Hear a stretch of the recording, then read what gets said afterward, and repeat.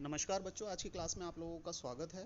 और आज हम कक्षा 9 का वर्कशीट नंबर 27 मौसम और जलवायु इसके बारे में बातचीत करेंगे। और इस वर्कशीट की खास बात यह है कि फाइनल एग्ज़ाम्स के अंदर दो जो बातें आज इस वर्कशीट में आपको बताई जाएंगी, उन दोनों बातों में से कोई एक बात प्रश्न के रूप में आपसे 5 नंबर के प्रश्न के रूप में आपसे पूछा जा सकता है। इस वर्कशीट में हम सिर्फ दो चीज़ों की बात करेंगे। पहली, मौसम और जलवायु के बीच में फ़र्क क्या है, अंतर क्या है। और इसके अलावा दूसरा जो मुद्दा होगा आज इस वर्कशीट के अंदर जिस पर हम डिस्कस करेंगे, वो है जलवायु को प्रभावित करने वाले कौन कौन से कारक हैं। तो देखें, सबसे पहले हम लोग चलते हैं कि मौसम और जलवायु के बीच क्या अंतर है। सबसे पहले हम मौसम की बात करेंगे। मौसम क्या है?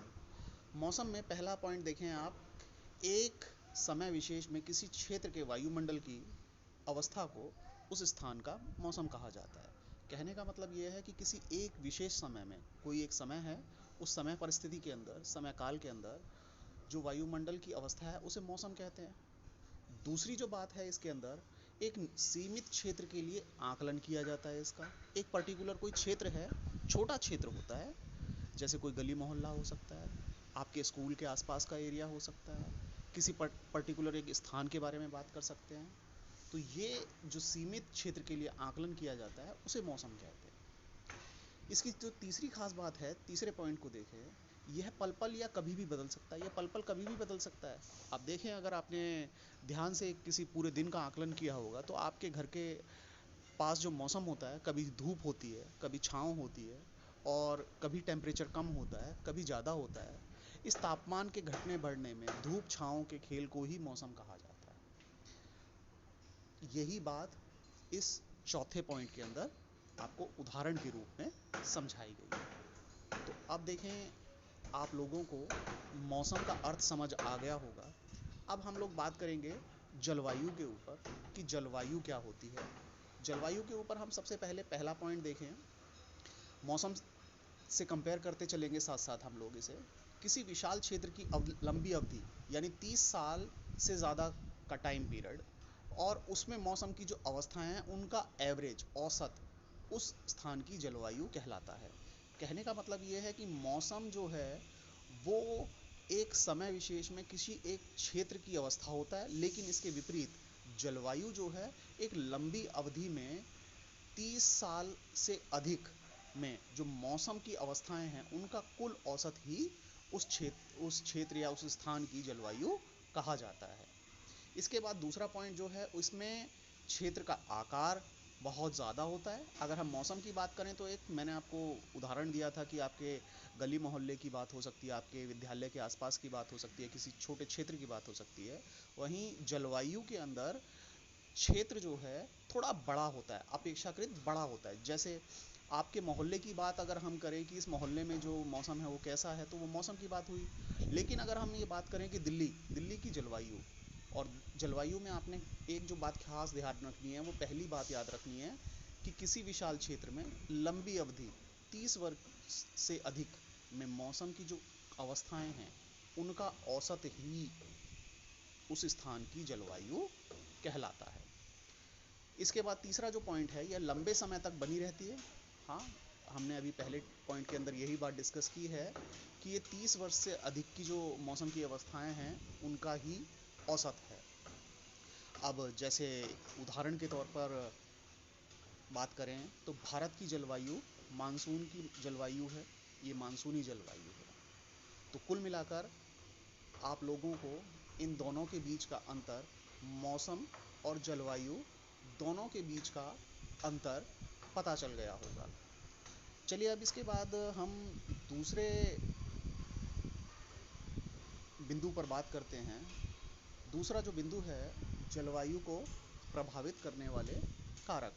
देखें, जलवायु को प्रभावित करने वाले कारक के अगर प्रश्न को देखें तो अक्सर ये प्रश्न आपके फाइनल एग्ज़ाम्स में पूछा जाता है, और फाइनल एग्ज़ाम्स के पर्पज़ से आपके लिए ये प्रश्न बहुत इम्पॉर्टेंट है।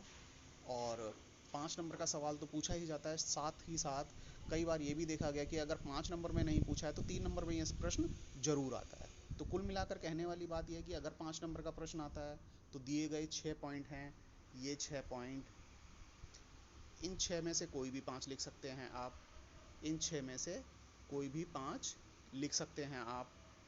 और अगर आपके पास 3 नंबर का प्रश्न आता है तो आप इनमें से कोई भी 3 बिंदु, 4 बिंदु, जैसा आपको उचित लगे, लेकिन कम से कम 3 बिंदु आपको अपने प्रश्न के उत्तर के अंतर्गत लिखने हैं। तो चलें जलवायु को प्रभावित करने वाले कारकों के ऊपर बात करते हैं। सबसे पहले अक्षांश। अक्षांश की हम बात करें तो विषुवत वृत्त से ध्रुवों की ओर जाने पर सूर्य का जो ताप है वो घटता है, और जिसकी वजह से तापमान घटता है। पृथ्वी पर जो विषुवत वृत्त है, अगर हम उससे ध्रुवों की तरफ, नॉर्थ पोल या साउथ पोल की तरफ जाएंगे तो वहाँ पर सूर्य का तापमान जो है, सूर्य की किरणें वहाँ सीधी नहीं पड़ती हैं, जिसकी वजह से वहाँ तापमान धीरे धीरे कम होता चला जाता है और वहाँ तापमान घटता है, जिसकी वजह से वहाँ की जलवायु प्रभावित होती है। ये है पहला बिंदु। इसके बाद दूसरे बिंदु पर बात करें हम, समुद्र तल से ऊंचाई। समुद्र तल से ऊंचाई में जैसे जैसे हम ऊंचाई की तरफ जाते हैं, वायुमंडल की सघनता कम होती जाती है और तापमान घटता जाता है। कहने का मतलब सीधा सीधा यही है कि जैसे जैसे हम ऊंचाई की तरफ जाते हैं, पहाड़ों की तरफ अगर हम जाएंगे, हम ऊंचे क्षेत्रों की तरफ जाएंगे, तो वहाँ पर समुद्र तल से ऊंचाई हमारी बहुत ज़्यादा होगी, जिसकी वजह से तापमान कम हो जाएगा। तो ये 2 बिंदु हम डिस्कस कर चुके हैं। इसके अलावा तीसरा जो बिंदु है, समुद्र तट से दूरी। समुद्री हवाएं तापमान को सम रखने में सहायक होती हैं। समुद्र तट से दूर होने पर समुद्री हवाओं का प्रभाव कम होता जाता है, इसलिए तापमान बढ़ता है। यही कारण है कि समुद्र के किनारे वाले जो शहर हैं, जैसे मुंबई, उनमें साल भर मौसम लगभग एक जैसा रहता है। वहाँ मौसम का इतना प्रभाव नहीं पड़ता। लेकिन जो समुद्र से दूर हैं, समुद्र तट से दूर के इलाके हैं, वहाँ मौसम बहुत ज़्यादा प्रभावित होता है, वहाँ मौसम अक्सर बदलता रहता है। इसके बाद चौथा पॉइंट, वायुदाब एवं पवन तंत्र। वायुदाब और पवन तंत्र उस स्थान के अक्षांश और ऊंचाई पर निर्भर करता है। अक्षांश और ऊंचाई पर निर्भर करता है, ये बात बहुत इंपॉर्टेंट है।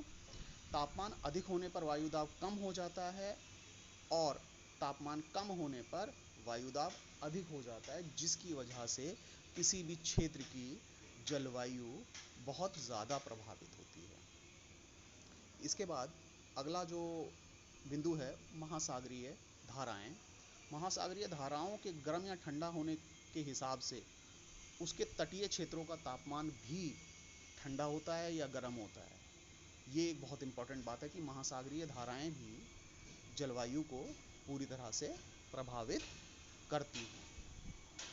इसके बाद अंतिम बिंदु पर हम बात करें तो अंतिम बिंदु है उच्चावच यानी स्थलाकृति। पर्वत, पठार, मैदान, ये किस तरीके से जलवायु को प्रभावित करते हैं देखते हैं। किसी भी स्थान पर ऊंचे पर्वत गर्म या ठंडी वायु की गति को अवरुद्ध करते हैं।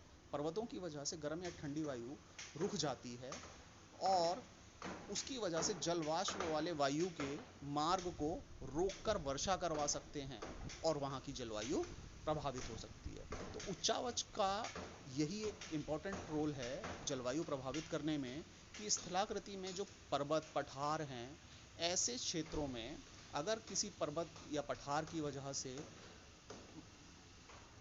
ठंडी या गर्म वायु अवरुद्ध हो रही है तो उसकी वजह से बारिश का होना या ना होना प्रभावित होता है। और जब बारिश होगी तो डेफिनेटली आप लोगों के क्षेत्र की जलवायु, उस क्षेत्र की जलवायु बहुत प्रभावित होगी। तो इस वर्कशीट के अंदर यही 3 चीज़ें हम लोगों ने डिस्कस की हैं। पहली ये है कि मौसम क्या है, जलवायु क्या है, इन दोनों के बीच का अंतर हम लोगों ने जाना, पहला। दूसरा हमने बात जो करी है वो जलवायु को प्रभावित करने वाले कारकों के ऊपर बात करी है। और जलवायु को प्रभावित करने वाले कारकों में मैंने आपको बताया कि हो सकता है कि आपसे ये प्रश्न बहुत इम्पोर्टेंट प्रश्न है, आपसे एग्ज़ाम में पूछ लिया जाए, इसलिए आप इसके लिए भी तैयार रहें और इस वर्कशीट को कंप्लीट करें। धन्यवाद बच्चों।